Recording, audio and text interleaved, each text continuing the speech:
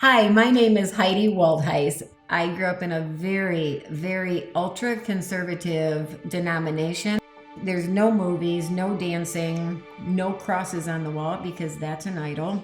You married within that community, you were born into it, and you died into it. Everything revolved around that. So then that included going to school. By the time I left junior high, I was an angry, hurting, profoundly depressed young girl with a full-blown eating disorder and a profound desire to be dead.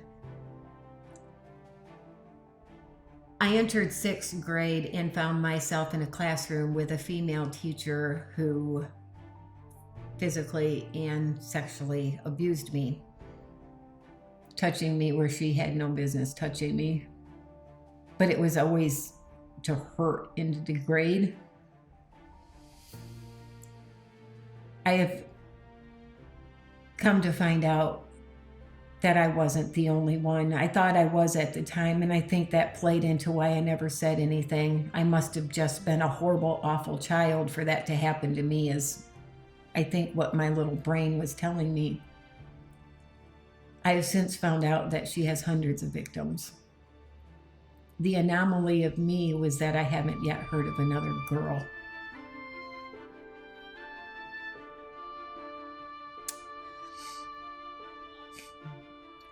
To learn what she was doing to them shattered me.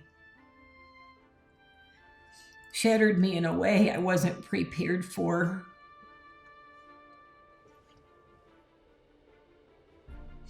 Dealing with this as an adult has been hard because it came at the heels of a lot of other things.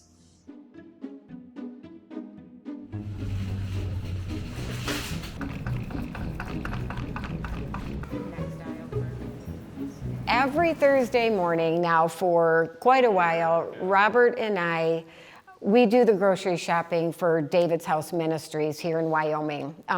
They are group homes for adults with disabilities from moderate to profoundly severe.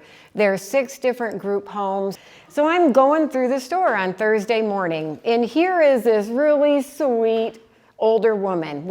I'm grabbing the milk, she's grabbing the creamer, and she looks up, and I'm like, "Your bright pink glasses are amazing." And she just kind of smiles and she goes, "Are you here like every Thursday?" And I'm like, "Well, yeah."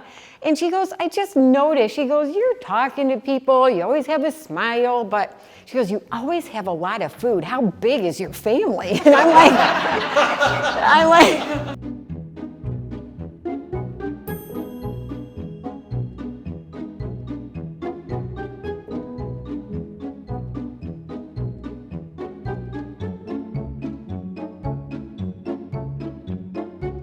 By 19, I was married. Not that long after, I'm now a mother to 4 kids in a highly abusive marriage. And it was physical, it was mental, it was emotional, it was sexual.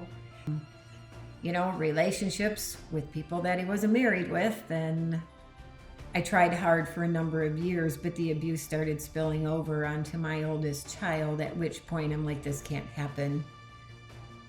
I filed for divorce. I was excommunicated and shunned. It's not easy to be in that kind of tightly controlled, ultra-conservative religious upbringing and then be out into that world, as they put it. I had no job, I had no education, I had no money, I had no home, and I had 4 kids. When you have 4 kids that rely on you for shelter, clothing, and food, you make choices and decisions that you typically wouldn't have. So I found myself in a relationship with somebody that I didn't love, who initially went into a marriage saying they were so excited for a family with kids, that when we had 2 children together, resentment began to grow for 4 kids that weren't his. it got really bad there, and that marriage fell apart. And if I thought it was bad going through it once, it got worse going through it a second time.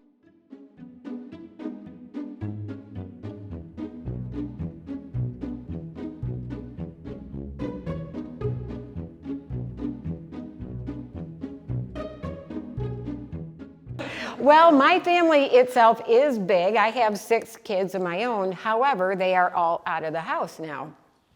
I said, and I explained to her that, we do the shopping for David's house. And she goes, oh, I just kind of wondered. And I come here on Thursdays and I've seen you. And we talked a little bit. And she goes, you know what? There's someone else I see here all the time on Thursday. There's this guy, he wears these crazy clothes and these brightly colored things. And I'm like, oh, really? And she's like,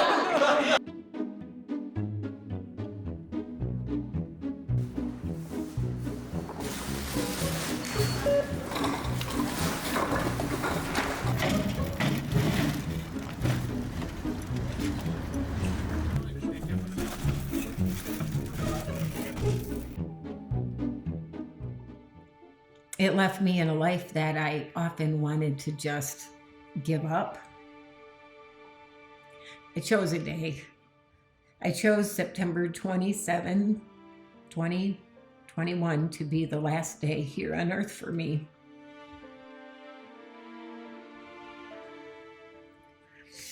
I was writing letters to every one of them, to my kids, to my grandkids, just talking to them, expressing my love and how proud I was of them.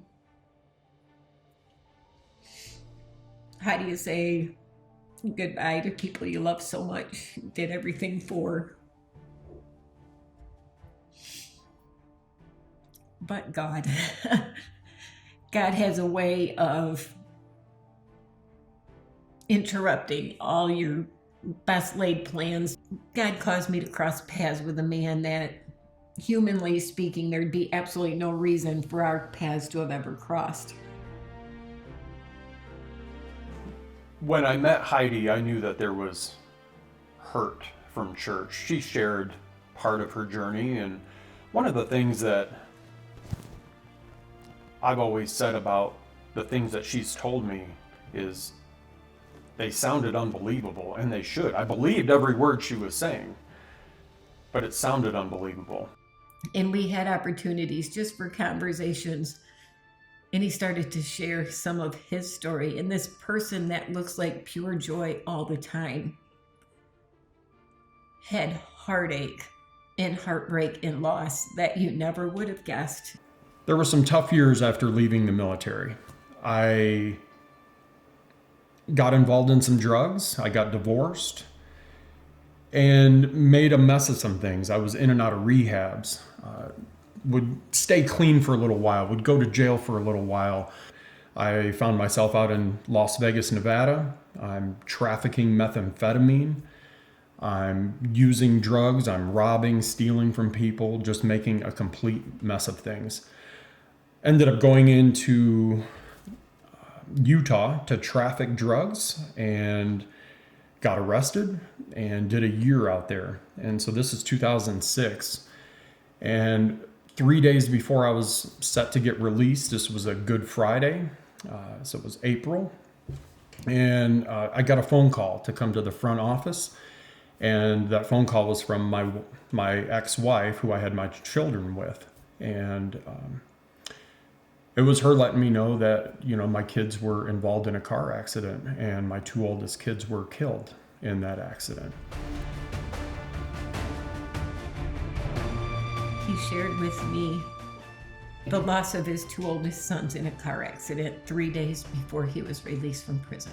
What day was this? In what year?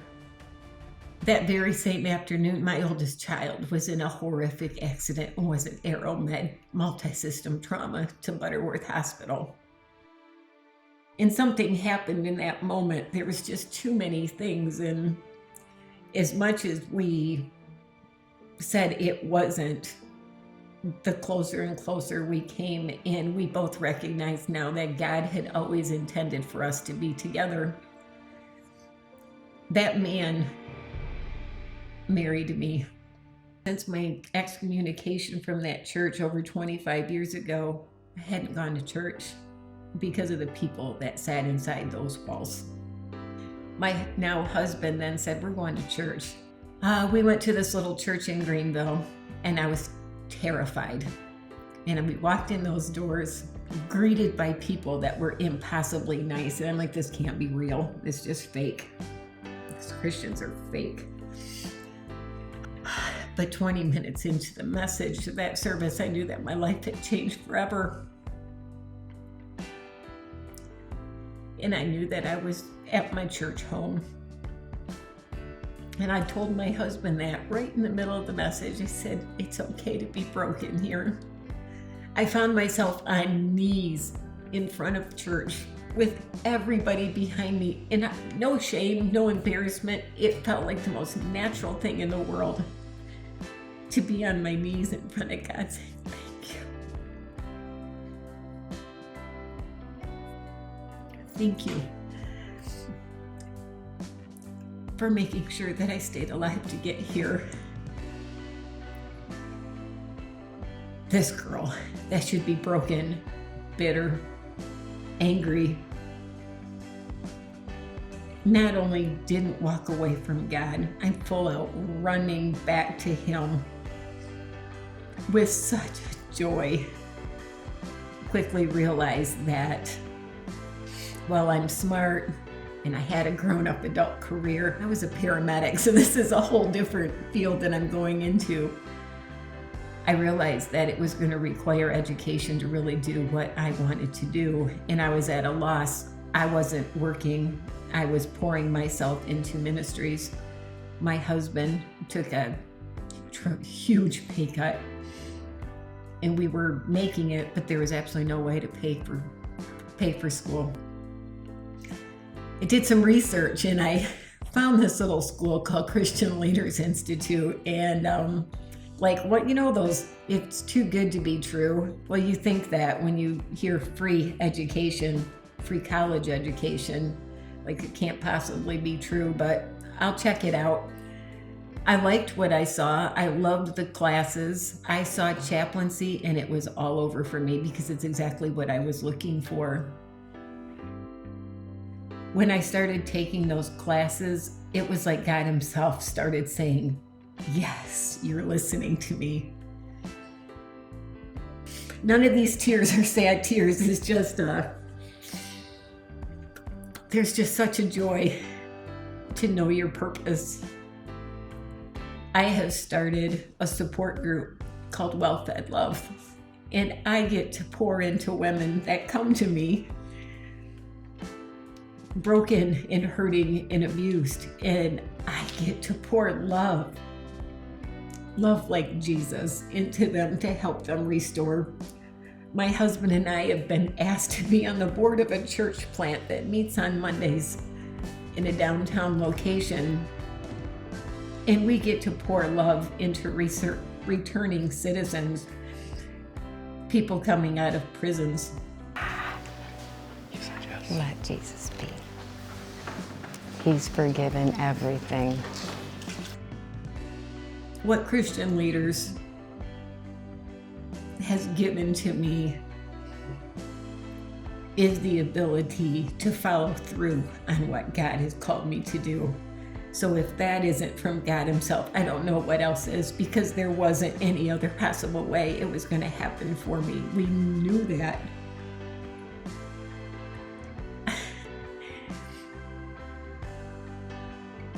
I'm so profoundly thankful for people that started a place like Christian Leaders, because they were answering their call to God. And in doing that, they're allowing so many people, broken people, to answer their calls to God and to be ministers and to bring Jesus to so many people.